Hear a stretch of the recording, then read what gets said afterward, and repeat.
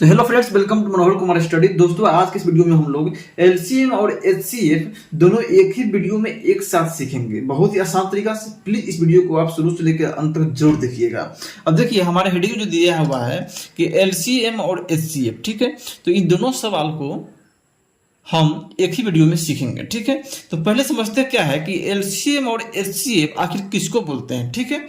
तो पहले हम लोग समझते हैं इसको कि एलसीएम, ठीक है। एलसीएम इसको जो है, इसका फुल नेम होता है लोएस्ट कॉमन फैक्टर, ठीक है। इसका मतलब क्या होता है कि वो छोटी से छोटी कौन सी संख्या है जो, जैसे में अब यहां समझिए कि जैसे में कोई संख्या दिया हुआ है 8 और 16, ठीक है। तो अब देखिए, इसमें करना क्या है कि ऐसी कौन सी छोटी सी संख्या है कि जो 8 और 16 को पूरी से पूरी तरह विभाजित कर सके, ठीक है। जैसे में कोई एक संख्या होगा जो दोनों को पूरा से पूरा काट दे, तो उसी को बोलते हैं लोएस्ट कॉमन फैक्टर। इसको बोलते हैं, इसको हिंदी में लघुत्तम भी बोलते हैं, ठीक है। लघुत्तम भी इसको बोलते हैं, और शॉर्टकट में लसा भी बोलते हैं, ठीक है। लघुत्तम समापवर्तक। इसी तरह आपका है एचसीएफ। तो एचसीएफ को बोलते हैं हाईएस्ट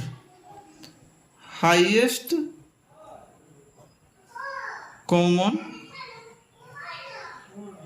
फैक्टर। इसको बोलते हैं, जैसे में सवाल आपका है 8 और 16 का एचसीएफ निकालना है, ठीक है। तो बड़ी से बड़ी कौन सी संख्या है जो 8 और 16 को पूरी की पूरी तरह विभाजित कर सके, मतलब कि वो बड़ी से बड़ी संख्या आपको निकालना है कि जो 8 और 16 को पूरी की पूरी तरह से काट दे। उसी को बोलते हैं हम लोग हाईएस्ट कॉमन फैक्टर या एचसीएफ। इसको हिंदी में बोलते हैं महत्तम,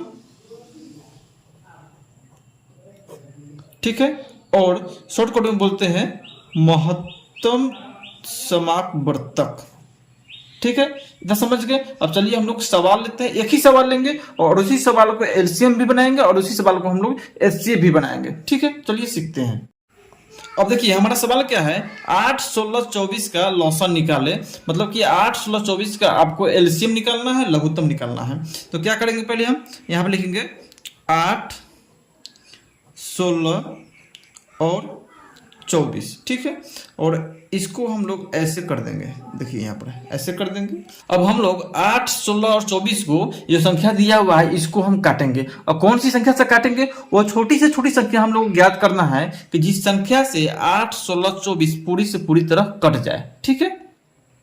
तो हम लोग सबसे छोटी संख्या जो होता है 2, इससे काटेंगे, ठीक है। तो 2 का पहाड़ा पढ़ेंगे तो 2 चौका 8, 2 अट्ठे 16, और 2 का पहाड़ा पढ़िएगा 12 मरतबे तो 24 भी कट जाएगा,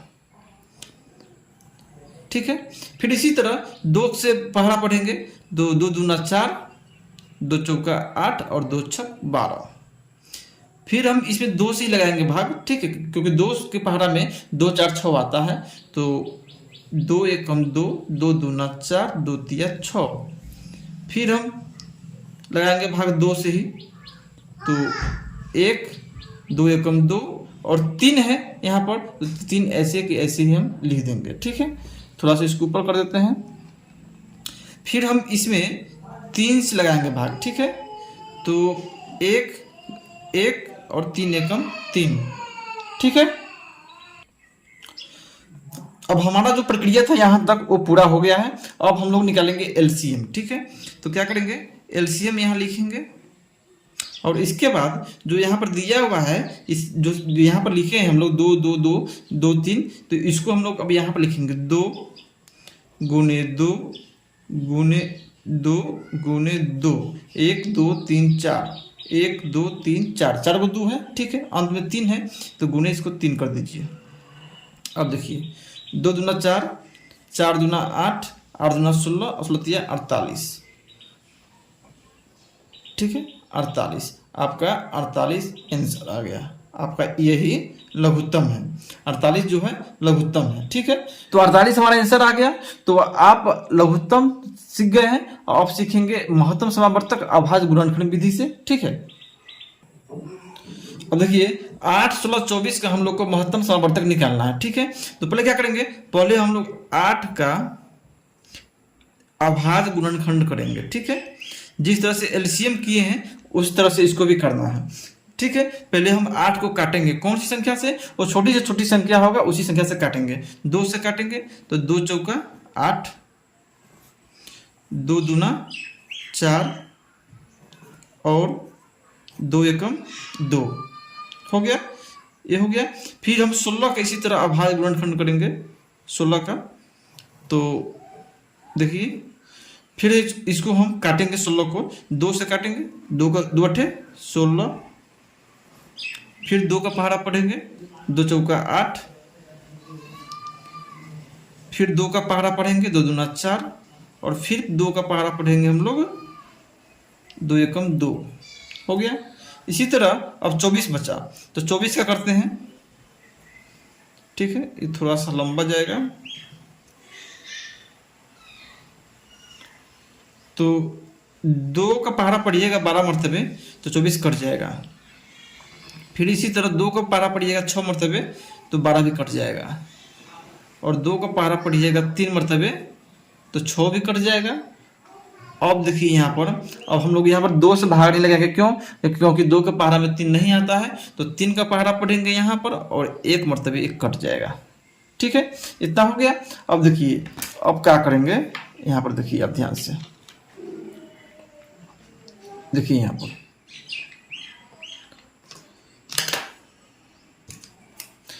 अब क्या करेंगे कि अब जो यहाँ पर लिखेंगे हम 8, यहाँ पर देखिए यहाँ लिखेंगे 8, 8 लिखने के बाद जो यहाँ पर है 2 2 2 इसको लिखेंगे यहाँ पर 2 गुने 2 गुने 2। फिर यहाँ पर 16 है तो 16 के यहाँ लिखेंगे, और 16 का जो भी यहाँ पर लिखा हुआ है सब लिखेंगे। यहाँ पर 4 को 2 है तो 2 गुने 2 गुने 2 गुने 2। फिर 24 है तो 24 लिखेंगे यहाँ पर, क्या है 3 को 2 है, 1 को 3 है तो 2 गुने 2 गुने 2 गुने 3।